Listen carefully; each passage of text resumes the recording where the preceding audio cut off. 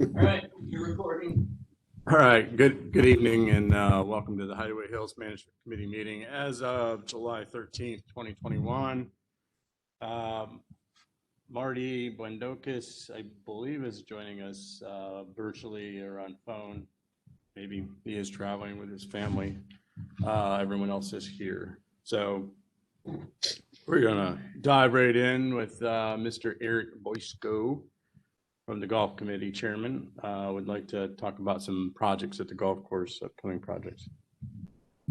Eric? So from time to time, we do have an opportunity to speak with Elmer and Rick just to see how things are going long-term with the course. So, last week was an opportunity for us to speak with both of them, and we're a little bit alarmed by some of the things that they've mentioned. So I'll go with probably in order of importance. The line, there's a 2-inch PVC line, that supply line that goes from Lake of Four Seasons that supplies all the irrigation. And part of it is uncovered. And if a tree were to hit it or break it, it could damage the course of any watering that's going on there. So not only that, but 2-inch line is not enough. It gives them about 80 gallons per minute of water when they are watering, and during the hot season, like it is now, that can run 24/7. So some of you may or may not be aware of that, but 2 or 3 weeks on the Lake of Four Seasons, I'm not sure how it happened, but the line was dislodged. Fortunately, we had some members, source directory, that are divers that went in about 10 to 12 feet of water and replaced that in a matter of days. If we didn't have those people, we could have seriously damaged some of the greens, and I'll go into that. So fortunately, we covered it, but that's something that needs to be looked at, and then look at another supply line. And then while Trenton is here doing it, maybe we can get a quote to adding another line as a backup line in there too. So that's important. Second of all is the greens. In the last 6 years, there have been zero structural improvements to the golf course. And I went back and everything I'm mentioning to you is from Rick and Elmer's perspective. So I also went and looked at the amenities for the last 6 years, and nothing has been done to the golf course structurally, increasing any of that. Now, I do know we had a mower this year and some other things like that, but typically every other year a green is replaced. So that's the second priority, replacing some of the greens. Why the greens need to be replaced? A couple of reasons. One of them, some of the greens and drains need to be replaced every 10 years. So again, if we haven't touched it in 6 years, you can see we're kind of, so, one of the things I asked Elmer is, how do we know it needs to be done? If it looks fine, isn't it fine? He said, what you see is not what you get, so to speak. They took a probe and they took about 10, 12 inches of soil, and it's all sand. When the greens were originally built many years ago, they were very small now, if you believe it or not. And over the years, everyone asked them to be bigger, so they let them grow bigger. The problem with letting them grow bigger is they don't have that foundation. They don't have that drainage underneath. They don't have the peat moss in the soil. So that's something that needs to take a look at. Some of the drains, he said some of the greens, when they put the hole in to replace the holes and the tees, the cups, it smells like sewage when they pull it out, and that's a sign that the drains are clogged. It takes, if something were to happen to a green tomorrow, let's say a lightning bolt hit it and just burned up the entire green, it would take 2 years to replace a green from seed. So we typically have a donor green, but that donor green was never put in. And if you notice behind near the fourth hole, it's all burned out. So that was never put in properly. So that's something that's going to be need to be addressed as well. So right now, if a green were to fail, it would take 2 years to replace it. And I asked Elmer, so what happens if tomorrow we needed to replace a green or fix a green, or there was funds available? So what they do is they would scalp the top off, put it over where the donor is, and let it continue to grow while they work on it. Other issues, tee boxes. Some of the ladies' silver tees we don't have. Also talked about winter tees so that when they do reseed the tees, they stay off and aren't damaged for a year. You know, those are some. The other thing is we don't have 100% coverage of sprinkler systems. So again, none of these are, we don't think are, hey, stop what you're doing and let's fix it. But at the same time, many years we haven't put the necessary attention that it deserves. And let's face it, the course is, according to Elmer and Rick, and Elmer's been here since 87 and Rick's been here since 85, they've never seen more use on the course. As a matter of fact, Elmer commented that there used to be 2 or 3 days that if they needed to work on the course, they knew what days that they can work on the course because they would have very few people out there. He said, not anymore. He said there's, you know, Tuesday morning is about the only time that they know they can work on the course without interrupting people's plays, so to speak. So anyway, those are some things I just want to bring your attention and get some advice from you too. You know, as new golf committee chair, what's the best way to approach this? We do a lot of fundraising, and again, we can certainly ask members to chip in, but I think a good plan of action is to obviously take a look at some of the big issues that maybe not, if we can fix before that they need to be replaced, like that line, if it were to break, could cause a lot of damage, and some of these other things. But again, I just welcome a conversation that, you know, you let me know what you think the best way, the best course of action. I can bring these things to your attention, but if they don't get done, you know, we all look bad, so to speak. I have a question. I heard you say, Eric, that it's a lot busier than it used to be. It's, you know, you could pretty much predict several days that maintenance could go and get work done and wouldn't have anyone there. What do you attribute the increased use to? I think it's a lot of things. COVID, there's no question that when so many people came down, this was an activity that you can yourself from and enjoy.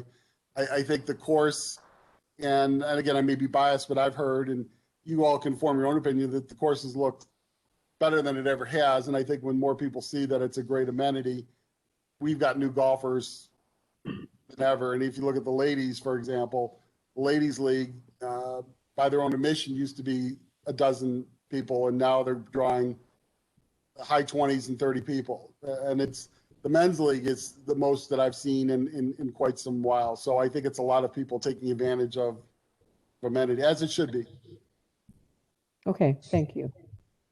Yeah, I can attest, Eric, on weekends, you know, we can tee off at 7. It used to be you'd have pretty much the course yourself by 9, and by 7:30 there's, you know, 5, 6 groups out already.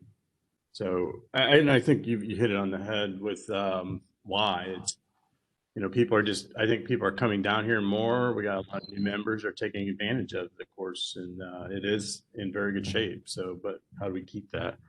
Another thing I think to add, Eric, is cart pass. I know that the golf committee has done well with amenities money getting cart pass, but I know there's places that are pretty rough that'll have to be replaced. And what happens is if those get too rough, members just drive off, you know, into the grass, and then when it's super wet, then they're, you know, that causes you to tear up stuff, you know, tear up grass. So that's something to keep in mind too.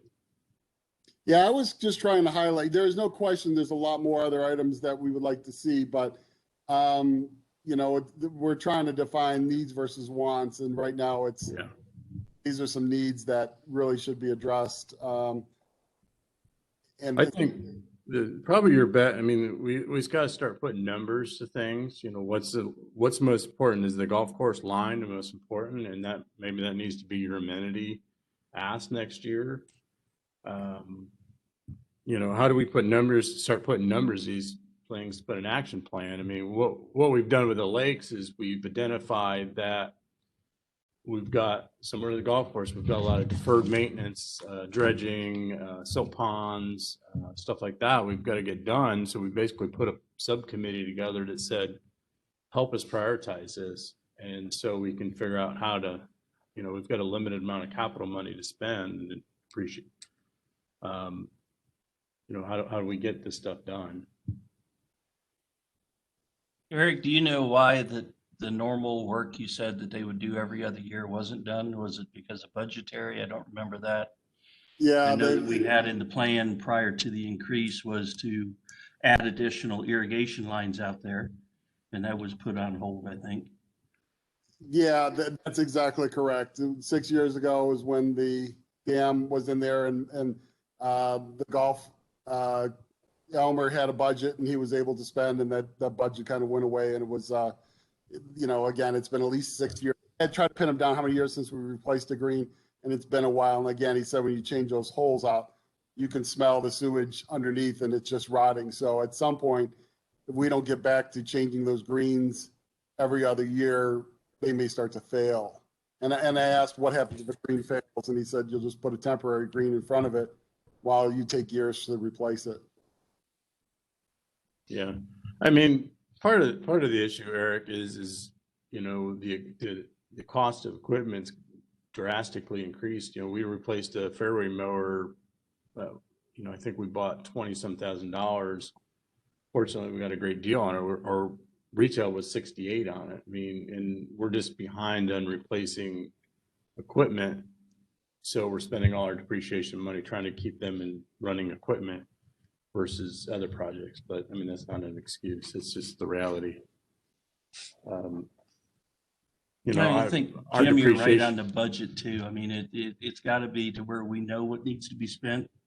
And I think these planning groups will help us come up with those numbers and then budget accordingly within the budget itself and move the money around that way instead of just look at each year to see if we have the funds to do things. And, I mean, now that we've got good income coming in, we now know that we're going to have a replenishing source of funds. We can start doing this stuff out much more than we could in the past. So Yeah, I mean, It's the good to be where we're at. depreciation stuff, we mostly plan out pretty good because we've got a pretty good plan. It's the capital items we haven't done a real good job. I mean, we just need to work with long range planning, but it's a matter of, you've got, the dam, the lakes, we want to do dredging. Do we buy dredging equipment? That could be $200,000. So what, how do we manage that? So, I mean, it's just a matter of prioritizing some of these projects and figuring out how we get them done. Well, Jim, as you remember, the Key Initiatives group is working on key initiatives along with management, the lakes enhancement, but looking at a lot of things, and I'm sure, I don't know if the golf course is one of those, but security, safety, I know packages. Yeah, so I don't know if the golf course has fallen into that committee or not, but I just wanted to bring that up. Yeah. I mean, the goal would be a lot of this stuff is just replacement of existing stuff. We take out a depreciation, but the problem is we're behind on replacing a lot of our equipment and maintenance needs for a lot of different things. And so, we got $334,000, but one dump truck can wipe that out in half. So, I'm hoping we can stay running strong and we can start picking some of these off. But, there's no right answer to this. It's a lot of, like you said, there's key initiatives. There's a security building. Do we build a new security building and, to handle this volume of packages, or do we get out of packages? I don't know the answers to that. But, a new security building would be well over $300,000. We priced it out a couple of years ago. And that was before building materials shot up. So I think these are all great projects. I would ask your committee, Eric, to start prioritizing and start working with maintenance, get costs on some of this stuff so we can start figuring out how do we start putting a plan of action together, work with key initiatives people and long range planning. So yeah, just so we're clear, I'm not coming to you guys saying we need a pile of cash. I'm saying we have to start a dialogue because some people say this isn't a golf committee. Golf committees run tournaments, but I think, the golf committee's done a heck of a lot more than run tournaments over the last 10 years. We've been instrumental with the clubhouse and upgrades to the clubhouse. And I think the last 3 years, amenity money went there. And yes, I agree with you 1000%. Our amenity money should go to greens and whatnot. And like I said, I don't know that we've had big improvements to the course since then, two things I asked for is a dialogue so that, again, I'm 6 months as golf chair, so I'm pointed in the right direction, and I know that I've got some type of guidance there too. So is that, who in the management, or maybe it's Jeff, if you can give me a name so I can open that dialogue with it, and if it's key initiatives, let me know that too. Again, I'm not coming here asking for money. I'm asking for just some dialogue and point me in the right direction. I think anybody knows me knows that I will work to come up with a plan. Long-range planning, none of this is short term. Well, it's really, you want to work with management and long-range planning. Ken chimed in on that, and that they would like to keep it on their radar. But I mean, ultimately, it comes down to management trying to budget out capital fund, working with the board on how we spend our capital money. So I think you just keep the dialogue going with management. But I think your first start is work with your maintenance guys and say, what does it cost to put a new green in on, hole 3, and find out how do you put a plan in action in to do that? Because I don't know if it's a $5,000 or $50,000 thing. Nobody knows at this point. Okay. So, I mean, ultimately, it's going to come down to the management committee, but I think you need to work with the long-range planning too, as far as keeping them abreast of what needs to be done at the golf course. I don't think I wasn't completely aware of all these items either that needed to be done. So this is pretty educational. And it's got to tie really closely into the amenity piece. And, it seems like every year somebody gets the lion's share of money on something, and then others sit back, and then a few years roll by and they get that. And, what we can't do with amenities requests now, we're going to have to throw into a budget. The amenities is just an extra piece on this. But when it comes down to the operations, Jim, from what I've heard you talk about over the years, has always been a problem getting stuff purchased and having enough funds left to do that. So ultimately, we got to know this stuff. Amenities you should be able to use for the extra things. The maintenance of the golf course should be a management issue. So are you saying that the upkeep of the greens and cart paths should be a management issue? Or?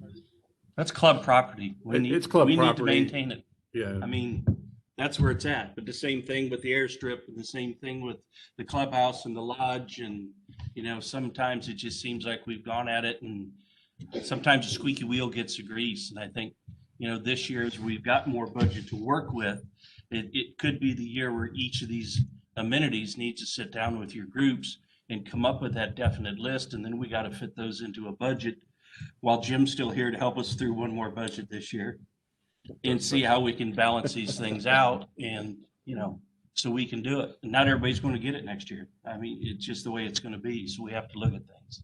A live living thing needs to be taken care of before an inanimate object. So that's a big investment, taking care of the course. You'll see the support is we have money. Yeah. The good thing is we're doing well. We're staying on budget. We're generating cash. We're funding our stuff. But there's a lot of things that we're behind on. And, I think Eric has just come together start getting a plan together. And, you and Tim and the other golf committee is like, I don't even know what greens need to be replaced first. What's the worst one? I'm sure Elmer can tell you. 6? Yes. So, start there. What does it cost to put a new 6 green in, and then go from there? What does it cost to run this line? Is that a $5,000? Imagine run a new line down. That's dredging. That's a pretty good path it's got to follow. Yeah. Could easily be $5,000, I would think. So, we just have to start putting numbers to this stuff and see where it prioritizes in. I would also suggest that, not make promises to anybody, but go to a golf corp or an outside place that manages and builds golf courses and stuff, and use them. Use their knowledge and things on their side, anticipated thinking they may get a job with us down the road. Not to cut out our own maintenance staff, but our maintenance staff has 10 things every day that goes undone and gets pushed to the next day. And a greens project could be a big thing there. So, it wouldn't hurt to reach out to an outside source there too. Yeah, way ahead of you. We have a member that volunteered a superintendent at Ohio State golf course to do this. But again, before we go that path, I just want to make sure that it's something that we can see the end to it. So we've some work now, but again, just to make sure we don't hit a dead end, that's why we're talking. No, Eric, I don't think anybody wants this. I mean, a lot of us use the golf course and we know it's a great amenity, and just getting out here in the forefront and understanding what we're dealing with. Great. Might even get Steve out there eventually. Working on it. Eric, I think something to think about, and this is not going to be popular, but as the golf course gets busier and busier, it is what busy golf courses do, and that's pick one day a week to shut down, so that not only can things rest and heal for a day, but the golf course can be inundated with water in the areas that can take that with our current course. And the staff, the committee, whomever is out there getting things done, can get all of the things that they can't get done without risking being hit by a golf ball on the days that are busy. Yeah, they shouldn't be To out have there. to have a 3 or 4 hours on a Tuesday to be able to get everything done that you can't get done the rest of the week doesn't work. It's not acceptable. You're correct. I agree. And that's the things an outside source can suggest to us too, how they manage it and how many hours it takes to maintain. And You just close down on every Tuesday and try to get your work done. And because that way we could start, our guys could build winter tees. That's just a matter of hauling dirt up here and dumping it and seeding it and getting it.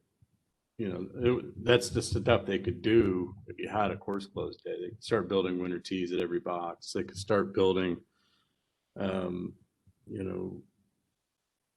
out if they want to put a donor green in and how do they manage that. But I don't know, something we ought to talk about with golf committees. Are you willing to shut down the course on a Tuesday to allow maintenance to get this kind of work done? are there places on the course where there's enough room where greens could be set possibly behind it? Start one now, making the hole slightly longer down the road. I mean, is there some things we could do? Some holes. Hole 9, no, you'd have to go shorter because it's right up to the Right. clubhouse. Holes. Well, I'm just wondering, look Four. for donor greens. That would be the ideal to start 6. establishing them here in the next year. Most of the holes you would have to go shorter. Steve, there's a donor green, or there is a donor green on 4, in between the pine trees on 3 and the pond on 4, but it burned out and it just was never put in properly. So what they do is they create that donor green and they could scalp it and take it and then put it on the other green when it's done. But again, with it taking 2 years to do, and we all, like I said, last year, the golf maintenance was down. I'm certainly not. I think Elmer's fantastic. Elmer and Rick are both fantastic. I don't mean to say that. And we all know with, them being short a couple workers last year and now training new workers, that takes more time. So they're really behind the 8 ball. So I understand we all have to step up and this is a good start. Yep, no, not to be confused, never say anything about the staff we have. They do a great job, but I just know as we go forward, there could be big projects like it. I mean, the roads. I mean, there's an example where I think Rick's even comfortable now knowing somebody else is coming in with newer and quicker equipment and getting, in quality, and he's been able to maintain where he needs to maintain, and it's worked out well. So this golf course could be something along that same lines. We'll back you as far as we can financially. Great. The golf Thank you. courses are not going to burn up or go to a cow pasture. No. Even if we have to take watering cans out there when you golf. I think what we have to get to, Eric, is, and we're kind of doing it with the lakes proposal, we're doing it with the roads, is we need to determine what amount of money it takes to do the minimum for the golf course a year, what it takes to keep it good, and what it takes to keep it great, and then fit those into the money we have. And so I think with more information, the more information we can get on what these things will cost and then what has to happen in the next 5 to 10 years, I think we can get it done. But so that's all I can say. Great. I think we're all on the same page. Yep. All right. Anything else, Eric? That's it. Eric, did you want to say anything about you'd met with the committee on the thought of putting a door in downstairs? So, yeah, for those of you that we had a golf event that coincided with didn't coincide. Our golf event was ending when, and after we did a potluck when the concert was, so they shut down the clubhouse and we didn't have access to bathrooms. Doesn't happen all that much. It brought up the top of people is why can't we put a steel door somewhere on the stairway going on the second level, like a storm door that you can be locked so you can't get access upstairs and then have access to the bathrooms. It would certainly be a great idea. You know, Jeff and I had some conversation back and forth. As a knee-jerk reaction, it's really needed. How often are the bathrooms not open when was play, and would people use it? So a lot of variables in there too. It would certainly be nice to have the steel door, but then you would, maybe you need to put some type of security in so that there's not vandalism or whatnot in there, and then call the government. So with so many variables, we thought we would kind of put it on our radar to see how often would it be used. Right now, the clubhouse seems to be open I would say, I can't handicap it, 70, 80, 90% of the time. So we thought we would just kind of put it on our radar and see how often would it be used, and is it worth. I know it's not a huge expense to put a steel door. Then you might have to put a security camera, and then you might have to let a security know to come in to lock it up at the end of the night. So, somebody doesn't sleep in there, so to speak. So bottom line, it's on our radar. We're looking, and if we think it's a real big need versus a want, then we would certainly like to have that discussion with you again, Jeff. Does that seem fair? Very good. Thank you. Okay. All right. Anything else before we move on here? Nope. Thanks, Eric. Thank you. Thank you. All right, Jeff, you want to walk us through our numbers and we can officially take dam allocations off? Certainly. Capital fund total currently in the bank is 274,945. That is not counting the $101,000 that was borrowed to pay off the dam loan. So once that goes back in, it'll be 375 and some change. Depreciation fund totals at 334,963. Reminder that the fairway mower that has not yet come in, we haven't paid for yet. So the 32 or 33,000, I think, with tax and shipping for that. And then the dam account has been paid off. Final payment of $114,300.20. And moving forward, that is removed from the agenda. Gotcha. Thank you. Were we buying a zero turn, or we did not? No, it's here. That Oh. should have been. So that's come out of that number? Yes. Okay. What about replacing the little mini truck? Are we still? Still wanting to do that. If you want to buy something new, you can order it now. You probably won't have it till March. Well, yeah, with the prices of vehicles in general, I just figured we'd wait right now, because my fear would be that you're going to pay current pricing to get something 3 or 4, 5, 6 months from now. But yeah. Can I They're comment not on going to that? refund the difference. Yeah, and they're not going to No. go down anytime soon. What was that, Eric? Can I comment on that? Sure. Jeff, do you remember we had a conversation about a member that has a John Deere hydrostat mower, 57-inch cutting-inch blade that wanted to donate it? I do. He's willing to bring that in, no cost to the club, and donate it. And he guarantee or assure us that we'll have zero problems for at least several years. And if it does, he went so far as to say he would pay to fix that, but I don't think that's necessary. The bottom line is Jeff wanted to be clear that somebody's not donating their junk to us, and that it's our problem. So I just want to let you know that's there. And I want to believe he spoke with Elmer and is very close to bringing it in. Okay. Very good. Thank you. All right. Any other questions on the numbers? All right. We don't go over fund balances and financials till second meeting. So no requests for expenditure. So let's just move on to discussion items. Rex, you want to give us an update on our lakes enhancement update? Really, all I want to do today is hand out, let you guys look at our draft proposal. Better keep one. And then I'd like to have some time on the agenda next week or next meeting to discuss it further. What the, really what our next steps are with this is I'd like management committee approval or any changes you guys want to see. And then I think we take it to the Board of Trustees probably in their September meeting because August is. August is not um, really a meeting. And then with their blessing, and there's some ideas in here that we as a management committee will take on and move from there. So that's really all I wanted to talk about today is if you guys can study this, I'll also send it out electronically so you've got it. And it, the good thing about it is it like we've talked, it can act as a framework for the golf committee because the main thing we're trying to do here is establish responsibility for a large group of amenities in Hideaway Hills, and that's the same responsibility we need to show for the golf course and for this building we're in right now and a whole bunch of other stuff. So, Great. That's awesome. I will say this, I've been in this committee 5.5 years, so I'm as guilty as everyone is. We sort of operate on the squeaky wheel. The dam took priority for 3 years, and then, since then we've just been playing catch up, but a lot of it's just stuff that goes wrong we deal with. So having a great plan like this for not only lakes, for golf course, pool, whatever the amenity is, lodge is key. Just so we know kind of what's coming down the pipe and what do we have to worry about. and who's responsible for what? Yes.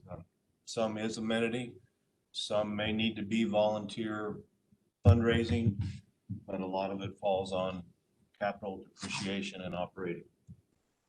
Yeah. Club dinner funds. Okay.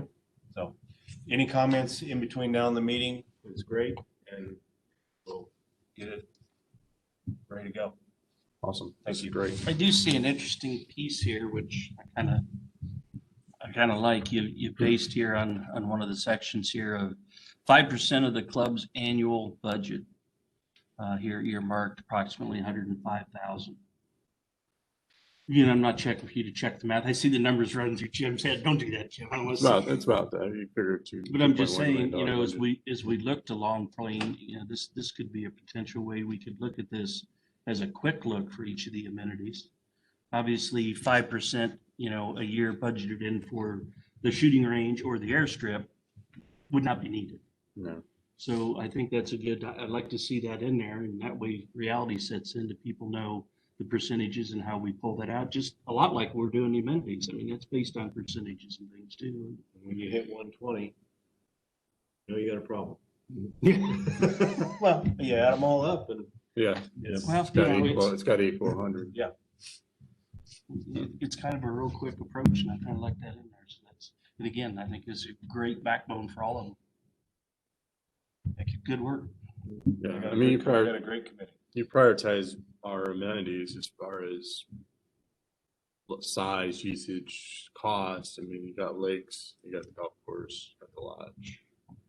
Pool's not cheap to run, but those are the bigger amenities. Security, it's obviously a cost, but we've got to know what this costs and how to balance that. And originally, wasn't that how money was actually put into each of the amenities, though? It was basically, that's why the amenities was probably set up to begin with, where it wasn't a budgetary item. They probably used the amenities money because they saw that was money coming in every year too. I don't know how I think the amenities. Okay, somebody out there that's been here forever knows. I think the amenities fund started when they put a new member fee in 20 years ago, but I mean, someone like a Todd Cato or someone's back on the board years ago would know that. Well, I'm sure there was a reason for it. Now it seems like everything should be a budgetary thing, and maybe the amenities piece isn't even valid in today's business. It may just be, as long as the amenities get taken care of across the board through an annual budget. I mean, the amenities funds. Because it comes back to that amenity anyways. Well, yeah, I think they were meant to be more like pet projects. We want to do whatever that pet project is. Sit, benches at the walkway at the lake. Well, yeah, they're nice. They're not hugely important to the overall structure of the lake, but that's what it meant to be. And then it kind of got so big that it was like, wow, Yeah, it was used to build greens and build buildings. and to do stuff like that, which is not all bad. It's just a matter of, is that the right use of money? Okay, Good. anyways. Good thoughts. All right, moving on, RFID gate project update. JJ and Jeff, what do you guys? I wish I had more information on this, but I do have information. PSX, I reached out to them again, and they just don't feel they can do the project within our budget. Reached out to another SDG Security, a group that Jeff forwarded to me from a member, and I've yet to get a response. I've called a number of times, left messages, and have got absolutely nothing.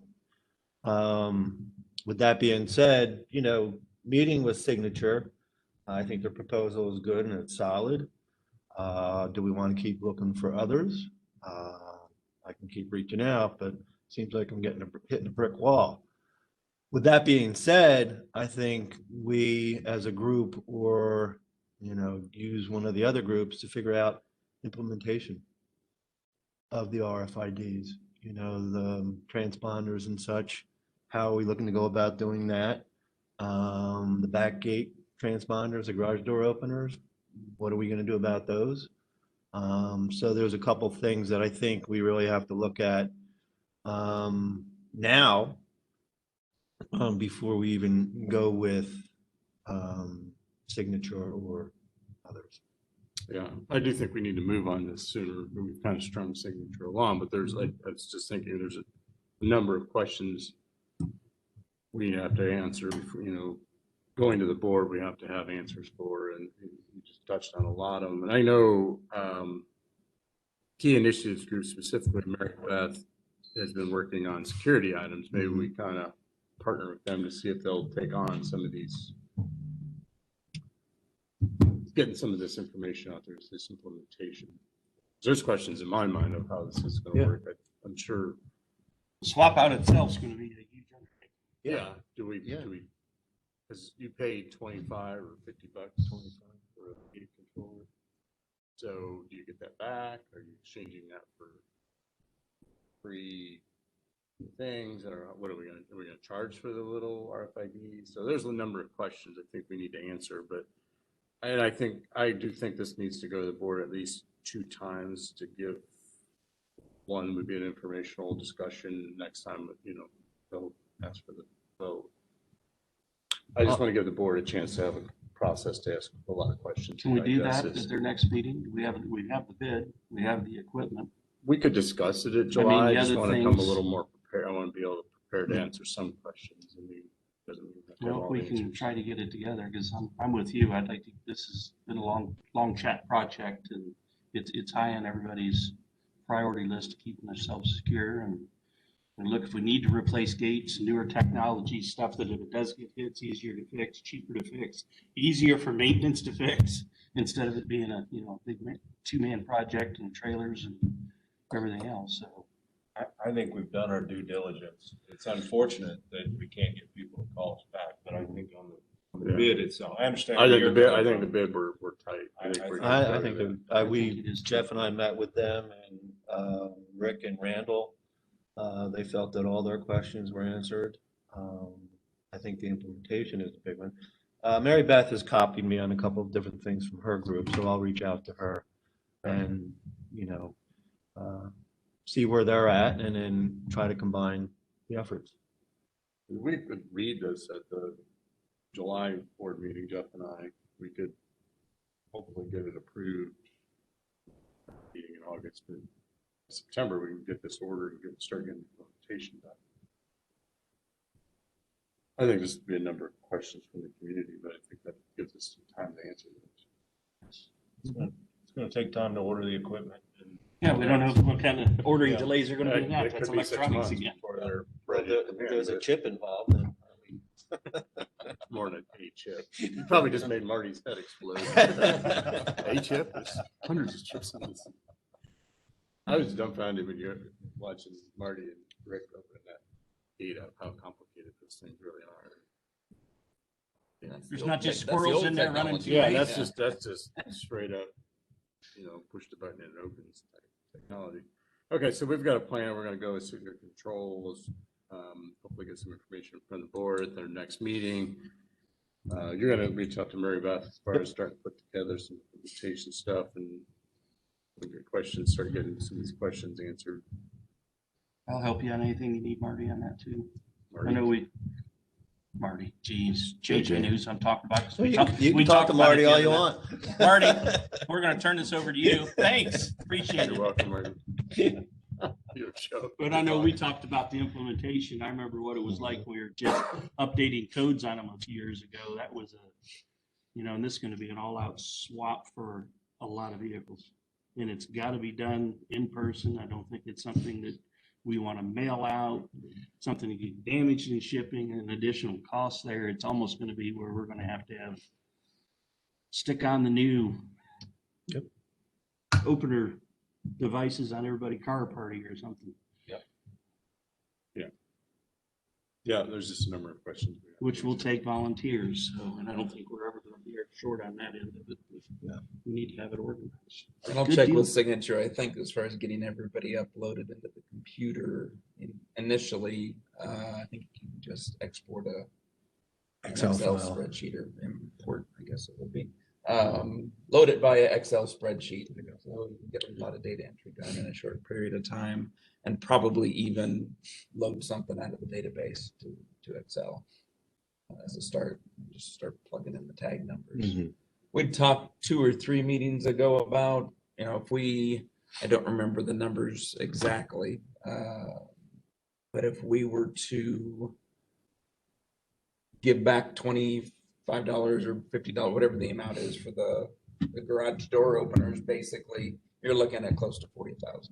So do that, take out another loan, No. or do we say, okay, garage gate clicker gets you 1 tag, 2 tags, whatever. Equal access for equal access device. Yeah, I mean, that's my opinion. I mean, I got two of these at home, so I'm vested, but you just get an RFID in exchange for a gate clicker. Move on with life. Mm-hmm. Yeah, I think that's gonna be the best for all. We do have to figure out motorcycles. Like apparently you can put them like on the headlight or something. Yeah. So. There is one you can. Hey, so if you guys, Marty, if you guys do an exchange on that, what We about just got an assignment, Marty. Thanks, Marty. We can't hear what you. if you don't have a garage door opener and you want to get an RFID tag? Those are all things that we're going to discuss in, putting up the game plan. Yeah, That's why we have to do this, whereas we're going to get a group together on the actual implementation of this.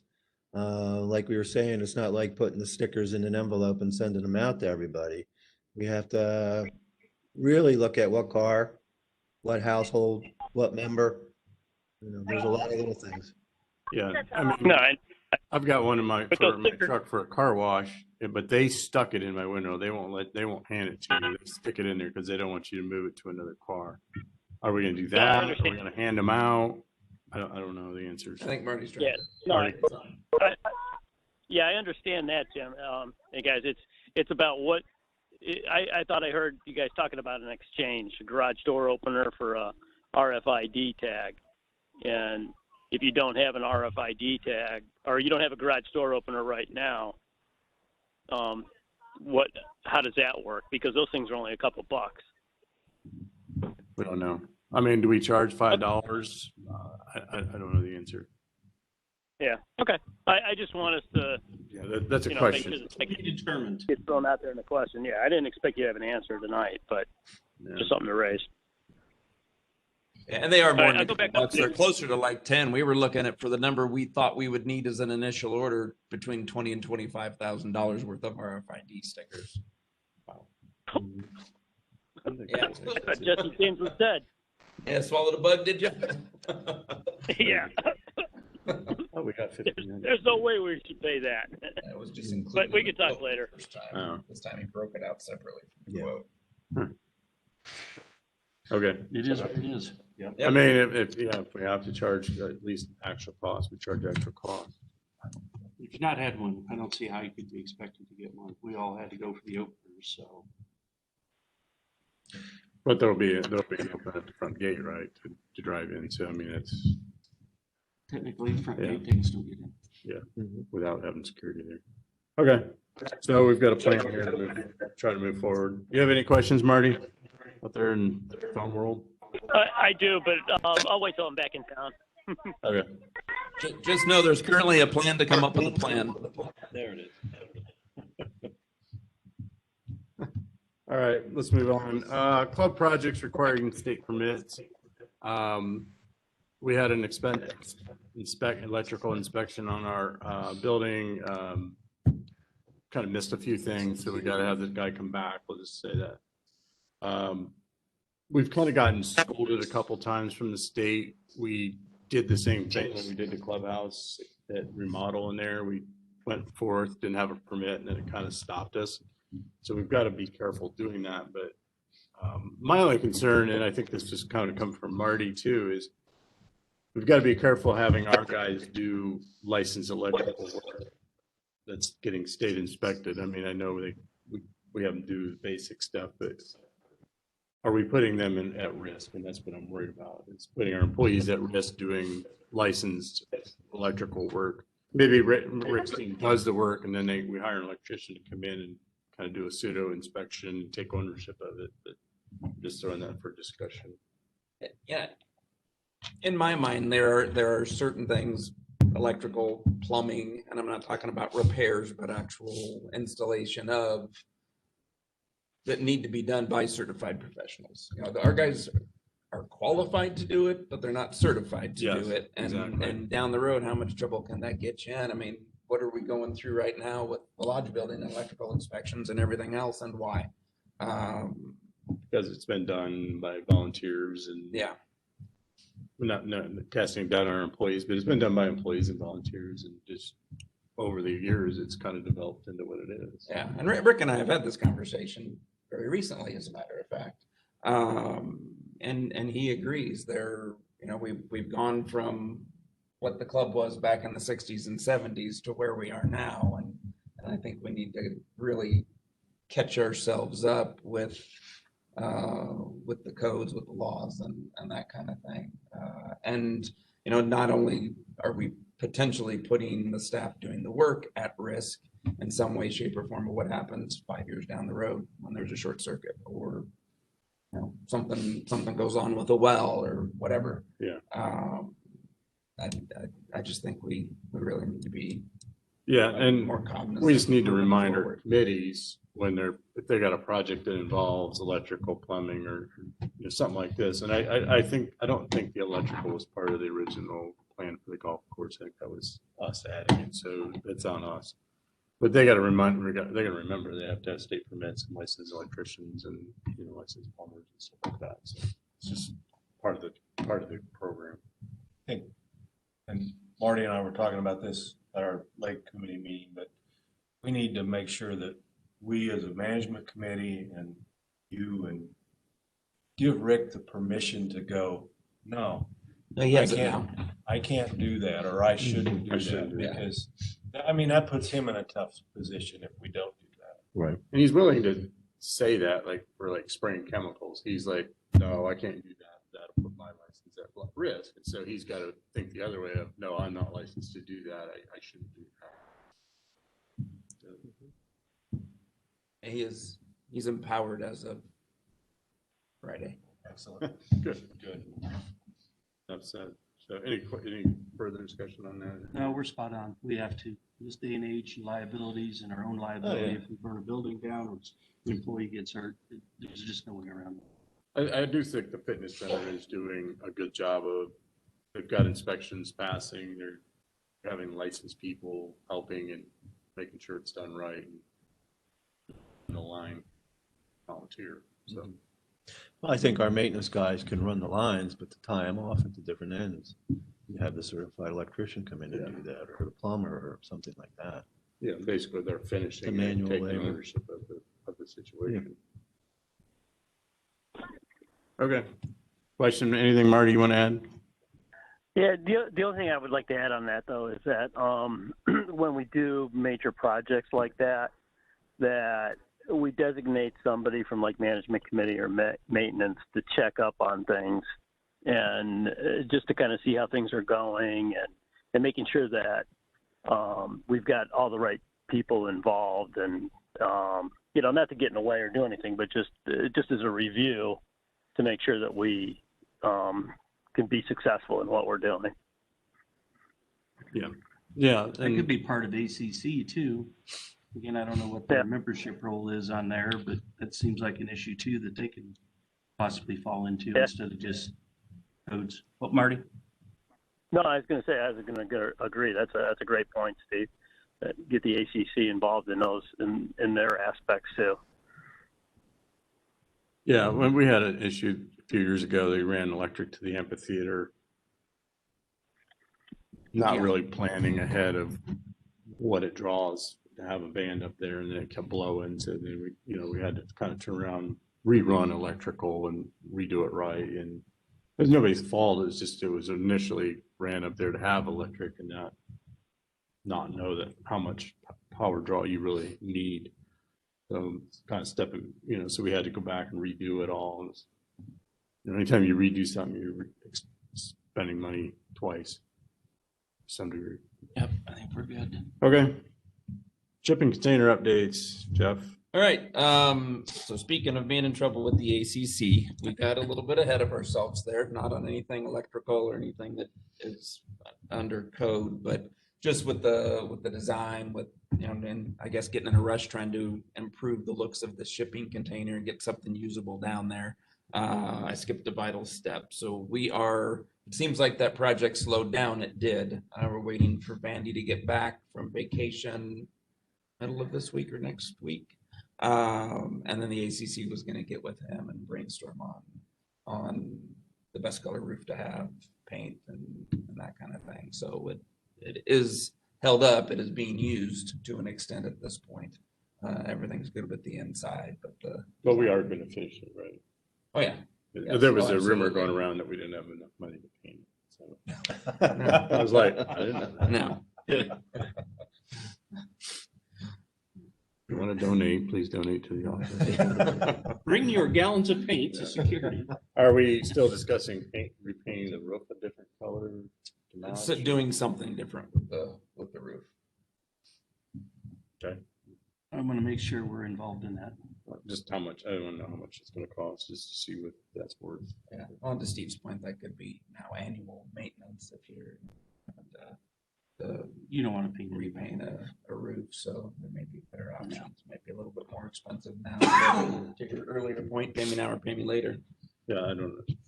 When you paint a roof like that, is it? No reason to. Gotcha. Then you're just asking for upkeep. Yeah, because that paint on there is big, like a baked on. Yeah. It's baked Yeah, in they everything. ensure that to be there, that color for 25, 30 years. And if you put paint on it, it's going to avoid that warranty and every other warranty you got with it too. Gotcha. And then we are actually, Eric was kind enough to get a hold of Amazon again, the folks that he'd contacted before looking at packages. And we're supposed to have a call. Eric, I don't know if you've gotten confirmation or not on the time yet for tomorrow, but supposed to have a call with Amazon on pricing and logistics and that kind of thing. So we can walk through that, talk through that, and create a plan to put a plan together. Okay. Anything else in the shipping container other than just painting it? Are we done? Mhm. We're waiting on an AC. Yeah, and waiting on the AC, but I'm canceling the HD supply one and go to Home Depot and get one. I can get one. It'll cost $50 more, $100 more, but of course it's going to be November by the time we get the darn thing in. So going through commercial entities sometimes has its downfalls. This is one of those times. What kind of a unit are we looking at? Just something through the wall or? Yes, stand-up unit, actually. It's very similar to, it's called a portable AC, very similar to a dehumidifier, but it's actually an air conditioner. You have a ductwork that would be vented outside. How big is it? BTUs, what's the shear on it? It's either 15,000 or 13,000. I don't remember. What was the shear? I have no idea what a shear is. That's whether or not that uninsulated metal shipping container will ever get cool or not. Okay, yeah. So no idea what a maybe shear is. we should, because what you're saying sounds like it's a lot more expensive than just putting an air conditioning unit through the wall, which would be an easy, simple, very inexpensive solution. And But if then we're running looking at electrical for using that. that, if we're looking at that down the road too, if we're gonna replace it, maybe we go more to one of these split units that could be used in a new office and moved into it. I'm not saying cheap is always the best way, but looking down road what we're doing. I've had those units that you're talking about, and I don't see it doing what you want it to do in there. Okay. Yeah, I mean, you can get a PTAC unit, you'll probably still end up needing to get 2 of those. Anything but a 110 volt window AC, we're gonna have to run new electrical service for. Well, that's what I was thinking. 5 or 10,000 BTU, 110 volt would cool that probably very well. At least enough for that with a fan in there to help circulate it. But You advocating the window unit or? I'm just asking, is it going to work? I don't want to see us get something that doesn't do the job we want it to do. Yeah, I don't know that a window unit would do that either. I think I would struggle. I mean, the hugest thing we got in there now is, there is a door, there is circulation. We can blow cooler air into it from the other building too. Still gonna be hot. It's going to be hot. Yeah, at this point, leaving that door open, it actually lets the hot air into the security office. There's not enough. We'll get a bigger ice cube. Push it the other way. Yeah. Just a question. I I just want to, don't know. what we're buying, I want to make sure. I don't want to put one of those Mitsubishi split units as your $5,000. Well, the only thing I was looking at is if in a 3-year, 5-year project, we would build another office, that's a potential to be used in there too. I'm not advocating purchasing it. I'm just asking questions. What do we get out of the package business? Well, that's simplest. So I hope the meeting goes well tomorrow. Let's hold on that to your meeting tomorrow. We may fix this real quick. All right, anything else on the shipping container? No. It does look much nicer. A lot of positive. I think everybody's probably heard from somebody that says, wow, it turned out pretty good. It really did. And I think we can get this color thing sorted through and make everybody happy. Made a super job. We didn't belligerently disobey club rules. Oh, I screwed up. It was just a forethought. There was an opening and maintenance, and they had time to throw the thing together, and they jumped on it, and We all be getting It's just- a better letter. well, Told it to be framed. we technically deserve it, so we'll put it on the wall. All right, road and traffic safety initiative. So I think this is a couple parts of. Mirrors have been ordered. We got a 132-inch, 124-inch to see which works better. The 24 inches rated at 140 feet visibility. 32 inches rated at 200 feet visibility. But it may be that both sizes would work best in different locations. Do we if know it works. where each of them are going? No, Rick's got a handful of locations. I'm jiving that with what Nancy McCoy had put together. Okay. And where the 2 overlap, then we'll. put That'll be the first put the one. mirrors in, yep. What about putting stripes around in the road, try to keep? Yeah, he people- should be getting paint next week to work on that. And he said a couple areas, I put it on the update yesterday, I don't remember where it was. Started at Yana, I know that much. Where he said it with the radial arm mower, a little bit heavier on curves. Trying to knock So, that yeah, down. trying to knock it Chip down and see what that does. Yeah, probably about the best you can do at this point. You really can't take the backhoe out and take people's property off. No. Just to have better visibility unless they do it fast to be done. What else did we discuss? Signage. Signage. Like, not be signed if we can get away with it. Mhm. Enough signs. And I think we've got enough speed bumps around the community. We've hit those pretty hard. I think we just got to see if these mirrors make any difference, put some the stripes in the center, see if that makes any difference. Remind everyone to slow down and stay over in the corners. And Rick had what I think is a good point with the chip and seal. The stripes aren't going to last a very No, long time. No, but You're gonna redo them. You're gonna have to redo them. Yeah, it's Pretty only a often.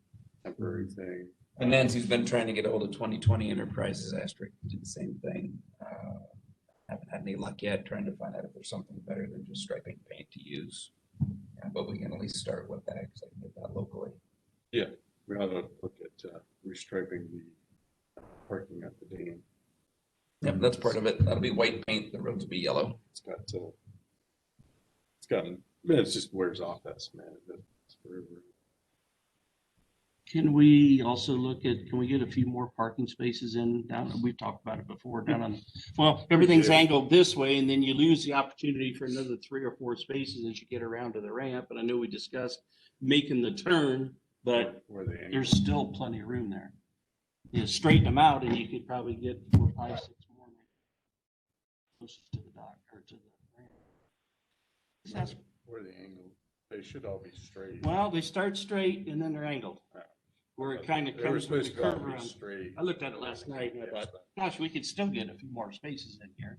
We're promoting people not to park on the grass, giving them some more, I mean, with increased golf course comes increased lake, which comes less and less parking spaces. And we are limited up there. so- 2013, you had no parking there. Just reminding people. I understand. Didn't get here till No. 14. Okay. No parking. Everybody logged up the hill. We all walked up the hill. You couldn't even walk across the spillway very well from the ramp. You had to basically walk up the hill. I would just think if we this can is a put- lot better, but yeah, I know. I get If the we can point. add a few, we We've can add added a few. some. I worry about getting too many people up there up on that spillway and it becoming kind of a cluster. And then we had to get emergency medical down through there. Could we? That's my big worry is get too much up there. And then if we had to get an EMS down to a boat or something that we couldn't get through. I think there's plenty of room by the dock. We sure didn't want to add anything up on the dam itself. Yeah, I mean, that's an idea for suggestion. That, if there's spots Or where we another can do parking it area and, in that little island where the porta potty is, where the 2 roads come in down the road. That's not the dam itself, so that could become a parking area too. Yeah, just you gotta watch. There's a pull off there so people can pull off so they can look Right. down. I'm talking on the other side in the island. Okay. Yeah, and there's There's just things to look opportunities. at. There's things to look at. It's just, I don't want to get too many people up there where it becomes a giant Concurred. I agree. cluster. I've been told that around where the porta pot is, that's really a drainage area and would not be good for parking. Yeah, That's we would have to some check drainage. with, I think there is a tow drain that goes down there. We'd have to check with Lindsay at Okay. 2L&M before we did anything to make sure it was a safe spot to park and do I anything. thought it was all on the other side of the roads. No, it drains that hillside so it doesn't come down to the dam. Perfect then. We don't want to mess that up. Yeah. Thanks, Linda. Anytime. All right. Now we've kind of got off track there. We're down a rabbit hole. Pricing for runoff, great room, amphitheater, et cetera. So what is the current pricing for great room? Not a whole heck of a lot. I didn't bring the contract with me. This was just bringing it up because I really would like to go back and look at all of that. Apparently, it's not been looked at in quite some time. Amphitheater. Well, up here, I think members pay in the end $50 after no damages and get your deposit back, kind of thing. The amphitheater, I want to say, is $10. I may be wrong, but I just want to go back and look at all of that, and particularly for non-members. Cheapest place around for a wedding is the Hideaway Hills Great Room. You can get it for $200 as a non-member, which is, Yeah, that's cheap. I'm used to charging a $20,000 minimum. We won't go that crazy, but If you can get it, sell it. there you go. Start booking. We can get your golf course fixed up, Eric. I Yeah. I really Yeah, I know. want to go back and look at those, and I I wanted think to make we- sure there wasn't some No. basis. Well, you take a 300 person wedding, I understand it's a member, but what that does to security Alone. Yeah. alone. Plus It's- roads. I Yeah. mean, there's. Well, and Rick, last guys wedding up having here, to there mow was- and yeah. that kind of thing, and then whatever damage from, furnishings out there and whatnot on the lawn. Yeah, I think it's worth discussing, and I'll put something together over the next couple of months. Okay. Okay. Thank you. Very good. All right, upgrade the phone system. All right, so back in 2020, y'all approved an upgrade to the telephone system. It is finally happening. They came out and ran wire here yesterday. So, like anything else, and those particular things take a long time anyway, because they have to do survey on top of survey on top of survey. But we will soon be on a voice over internet protocol Spectrum. I reached out to Joni to try and get the upfront cost, because all I had was monthly costs, and I'm sure that at least the phones are costing us something to remind y'all of what you approved, but I don't have that yet, so hopefully by the next meeting. And is that also not just here, but up in security and maintenance? That's all of Okay. our Just phone wanna make lines. sure, We will 'cause that now was- be able to transfer from one to the other instead of, hey, let me give you security's phone number, make sure you dial 1740. Just transfer. We right can to actually security. transfer, there'll be individual voicemails instead of just a generic voicemail. And actually change the messages on the voicemail daily. Should if make need things be. efficient. Yeah. Well, and the big thing is we wanted to make sure we had communication down front after our break-in and maintenance. We wanted to be able to have a reliable source for lifetime security and things like that. So I wanted to make sure it didn't get forgot about and get those lines run too. Yeah, that's actually the only thing they're having to run.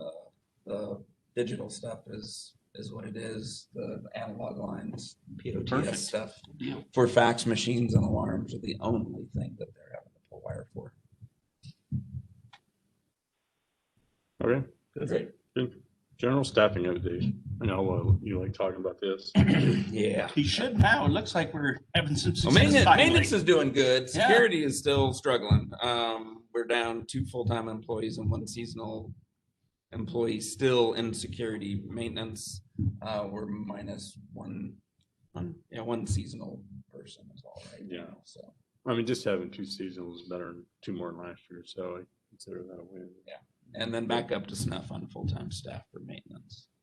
Security is really Struggle. have been the struggle. Rand. Have we Had made a couple any- interviews this week. Oh, so that's- Yeah, as of today, I'm not sure. 2 scheduled interviews. So is any of our initiatives over and above pay raises, like appealing at all to security or new people or?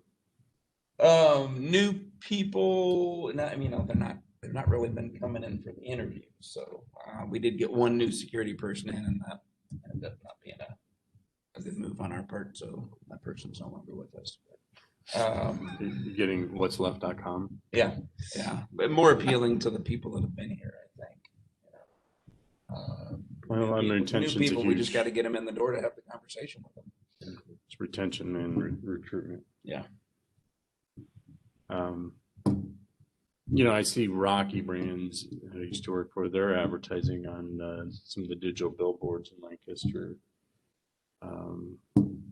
around town. I think what else we could do. Facebook post it and try to share it.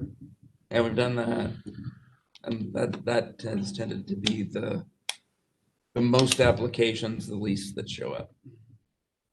And we're in Ohio Means Jobs, which is the Workforce Commission, Indeed, over and over and over again, Facebook.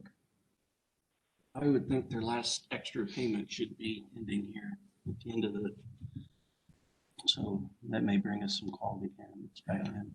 Hopefully.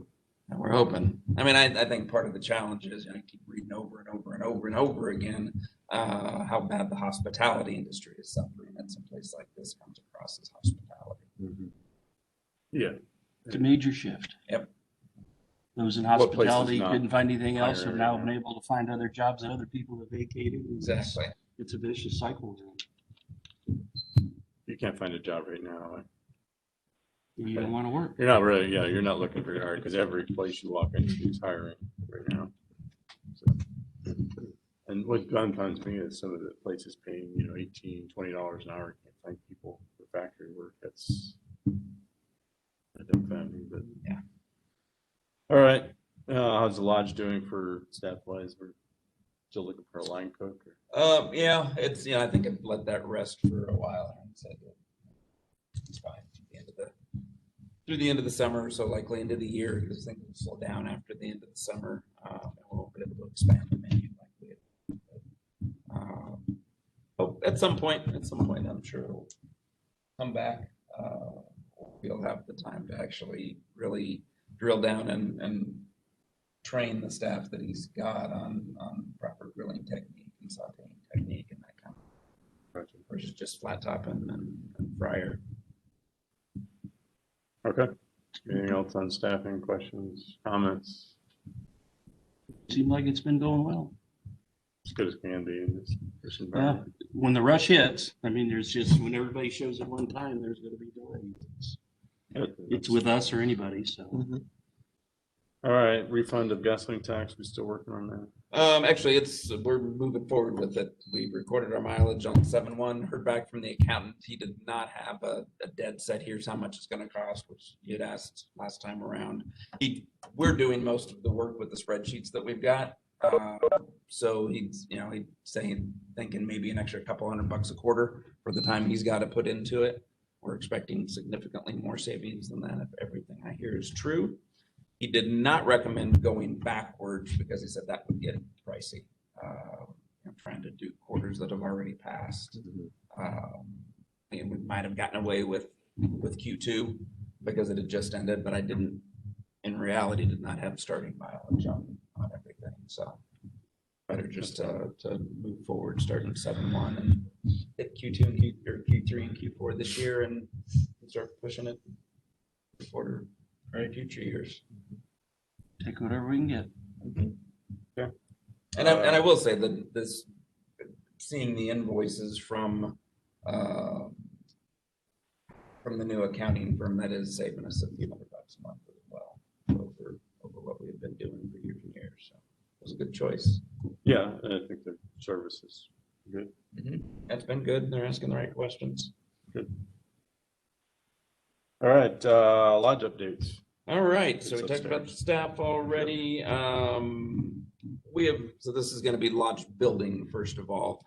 We have a water tank, 500-gallon poly water tank sitting back here that's been there for eons apparently, and was used when the pool was down here, so that long ago, in order to, if the pool was being filled and the well ran low on water, you had 500 gallons here to be able to supply the dishwasher and restrooms and that kind of thing. Rick had mentioned, and I don't disagree, that it is probably just an additional risk right now because that water is sitting there much longer than it was ever intended to in this tank. So it's basically an aside to our public water system for the Hideaway Hills Lodge. So we're getting, or he is getting Worthman out here to take a look at what it would be, what kind of permits would have to be pulled and what it would cost to remove that. We had to just replace a 10 horsepower pump on the thing. I want to say you have to get an EPA permit, public water supply, or maybe health department. That could very well be. One of the two, because we kind of got scolded. We did some work without it. Might say it's health department has to test it, give you a permit to test it because it's. Okay, yeah, start with that. And I'd start with the health from there. But well, yeah, we'll see. They should know. Yeah. What they got. So they'll get us a price. But it's How on the often do list we for now. test our water? What's that? How often is our water tested? We have Reams and Hager, I think it is, come out quarterly and test it. But are they testing the well or are they testing the faucet water? Faucet well's only once a year. Yeah, it's worth looking at and see if it's worth pulling it out. I'm familiar. I got a system like that in my house. Oh, do you? I mean, can we just shut it off and not fill it? Well, that is a question to ask them as well. We'll find out. I think just And then- bypass it, but yeah, then it's Yeah, just then sitting maybe there. just Well, but if it's poly, then we can Bring it good. cut it out in little pieces after it's drained. No, we don't torch it. We're gonna put a timeout on the torching. Yeah. Probably tank in the basement. And then we're moving forward with getting a wine list that is a little bit less embarrassing for the lodge than the 4 wines we currently have. I'm hoping to have just get wine tasting flights started by the 1st of September, and then got surgery the end of September, so maybe late October, early November for the first wine dinner. We've gotten members involved in a couple of the very small tastings where it's, the purveyor brings in, okay, based upon what you're telling me, here's some things we think you would like. Everybody take a sip. We've gotten some members involved in that. It's a pretty positive response. So we look forward to getting them out here on a bigger scale with the stuff that we really like. Started that wine list together. No more 5-gallon box wine. Not that there's anything wrong with it. Yeah, no, not that we tried it. After the third or fourth one, it really isn't. And some proper wine glasses.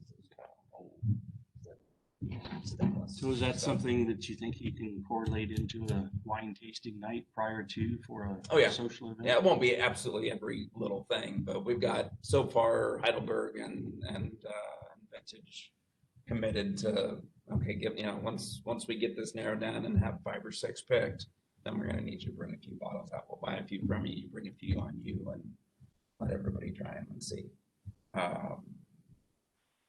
The better news is, and the real revenue producing news is, and the thing that tickled the toes of a couple of our members is that with this new to-go law, we can actually sell wine, not corked, by the bottle or by the case. So we could and will take orders for, I'm not going to roll out 200 pages of Heidelberg's little tiny print wine list. But the sommelier with them is actually going to put a limited list together based upon what people like, and be able to sell cases of wine. We won't keep the inventory here. We'll let people order them and say, okay, give it a week or 2 and it'll be here. We can do the same thing with Vintage and then with Southern Glazers as well. Like that idea? What are you making a markup on? What bottle was it? Oh, no, it'd be more than that. Well, our goal will be to sell it cheaper than what you could get it for retail. May not be able to touch The box one. the ones that are shipped to you by discount wine warehouses, wine.com and that kind of thing. But we can certainly work on getting prices a heck of a lot better than what I'm used to selling wine for.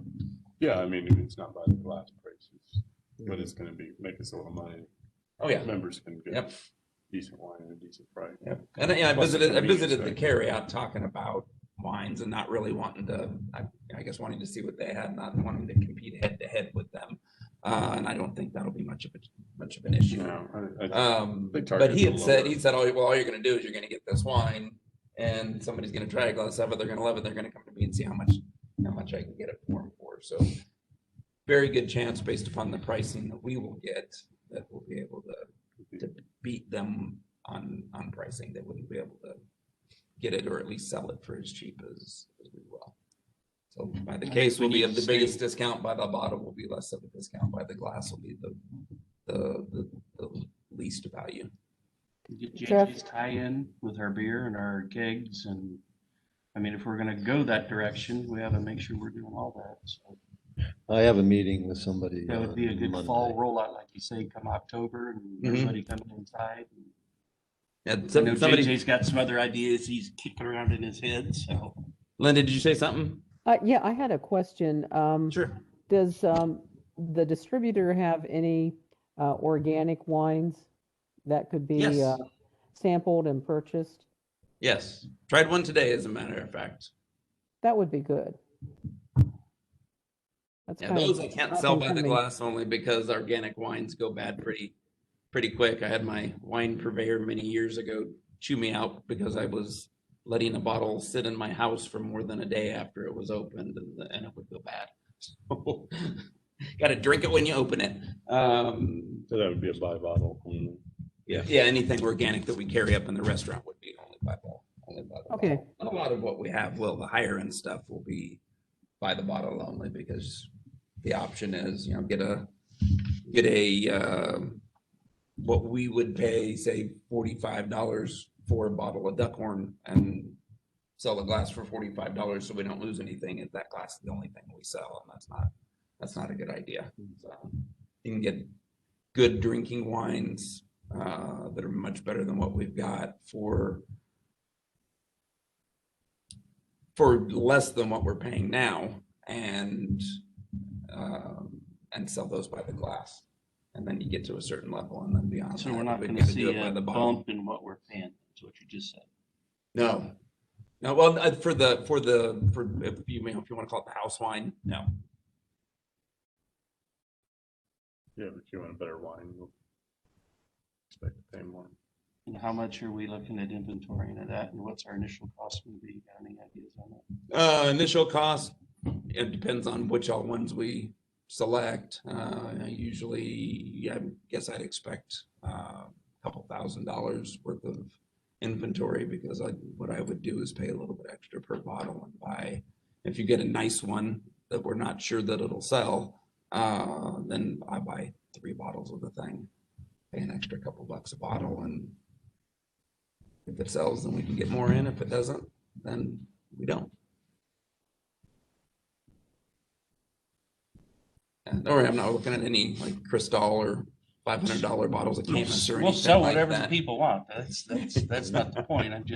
I know in the past, we've had large dollars wrapped up in inventory that's sat for years and years. Yeah. We don't want to go back there. Well, we don't want to go back there, and that's why we won't do, you get a one-off. Somebody says, and I got a text the other day when we were right after we done a taste, no, so-and-so wants this wine. Okay. We'll make sure that's on the by the case list, because that's not something that I would typically carry. You essentially want to stay away from the stuff that you find in Walmart, unless maybe it's very top shelf and you can get a great price on it. Because then it tends to be a comparison game. You're charging me $7 a glass, I can get that bottle for $6 at Walmart. So just not worth having to have those discussions. Not a Walmart. And Linda, to your answer about organic wines, the one that we tried today is actually what's considered on-premise only, means you cannot buy it at grocery stores, convenience stores, liquor stores. It is made only for the restaurant industry and hotel industry. So you won't, not something you will find anywhere else unless you were to go to a restaurant that happened to be carrying it somewhere in Ohio. Okay. And that's how I keep from competing head to head with the convenience store, with the carryout. Okay.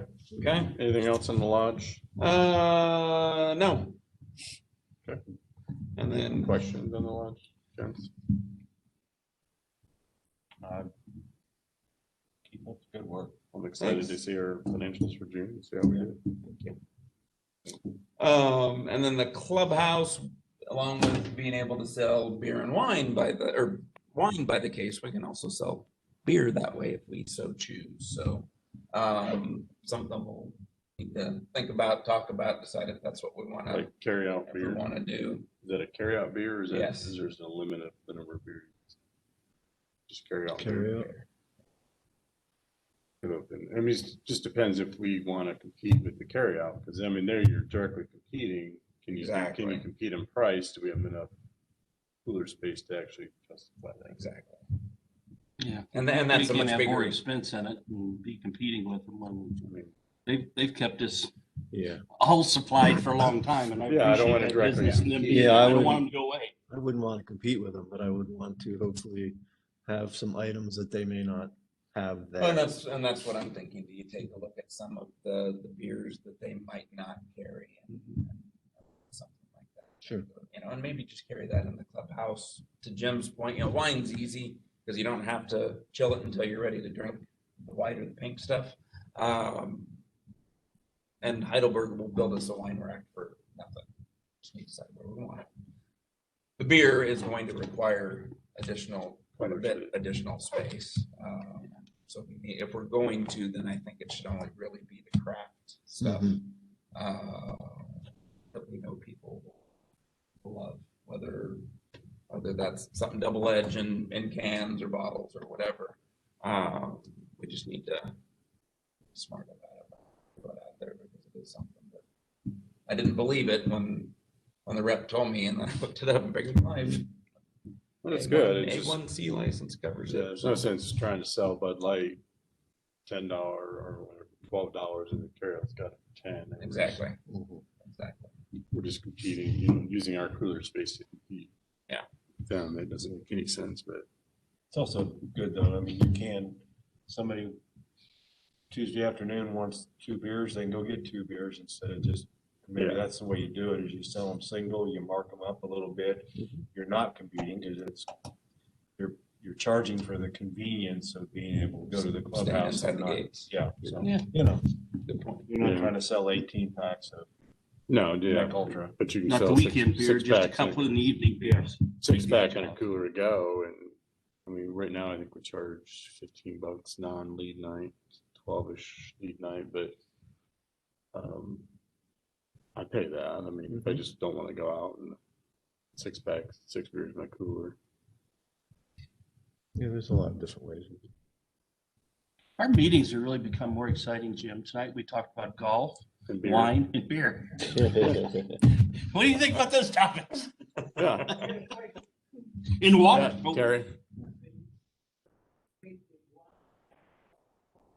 So at the clubhouse, we have a lot of waste of wine because you'll get a glass or two that somebody will buy out of a bottle and then they don't come back for a few days, and the bottle, once it's opened, it doesn't last all that long, especially with red. So what I'm actually looking at doing is, yes, upgrading the labels, upgrading the varietals that we're getting, but actually getting the half bottles of them and selling it by the bottle only. Because right now there's just far too much wine that we're throwing away down there. Or you can start using it for cooking vinegar. You know? They can carry that half bottle out.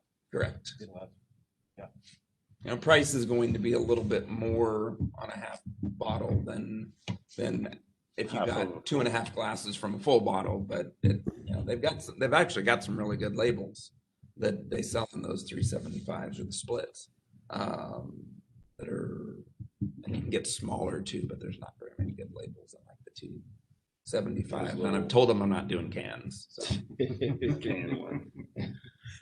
We have respect for it. Yeah. So Terry, in answer to your question, the list will be significantly different and not nearly as expansive there, but the clubhouse doesn't, right now they both carry exactly the same thing, and the lodge sells a lot more wine. The clubhouse it was mostly beer and liquor. So it's a much more focused group that goes into the clubhouse, with even just a few liquors that are being used quite a bit, and then a select few brands of beer. But that said, you do have a few folks that drink wine down there, so I want to make sure they're taken care of too. Yeah. Thank you. You guys have any other questions? With clubhouse or? Those? Yeah, go ahead, clubhouse. Yeah, we're having an issue with bottles of Pepsi down at the clubhouse. Bottles of Pepsi in what way? There aren't any there. Really? Keep selling out. Keep selling out. Apparently, we can only get it once a month now as opposed to every other week. Yeah. So I think we really have to look at, ordering more. Or is there a way that we can get it every 2 weeks? That's the thing. I know just with the fossils alone, they go through eight bottles there alone on a Monday, Wednesday, Friday.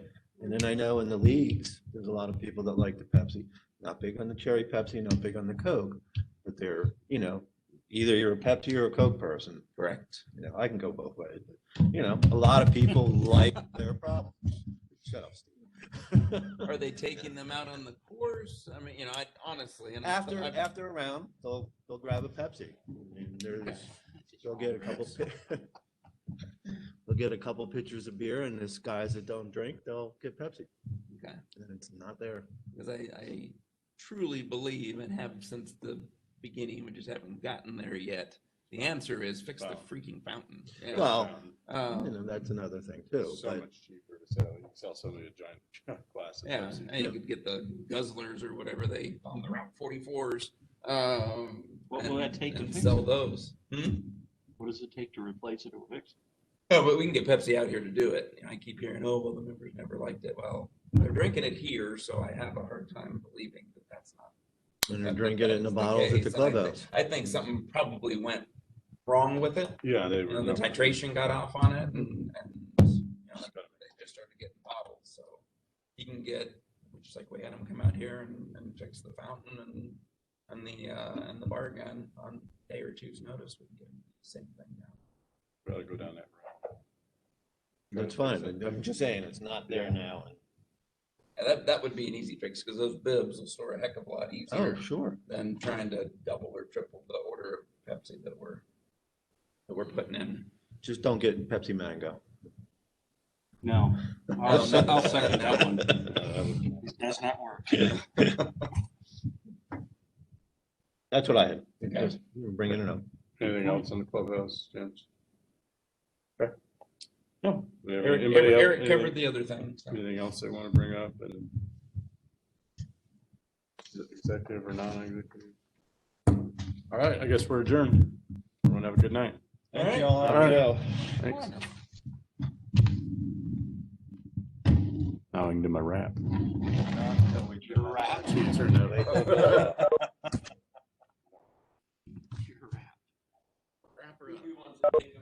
See you tomorrow. I didn't have it. Hi, guys. I didn't have anything. Did you have anything? Okay. Hey, is there an executive session, guys? Yeah, there is. You're not included. Nobody. Hang on.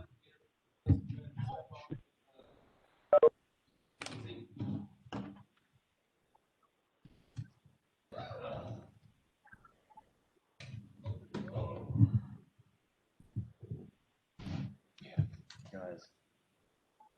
Winter coat. Chaz and Joey. It's all bunch. Well,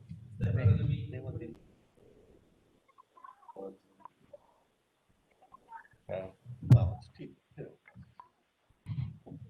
We could get them. Not me, but.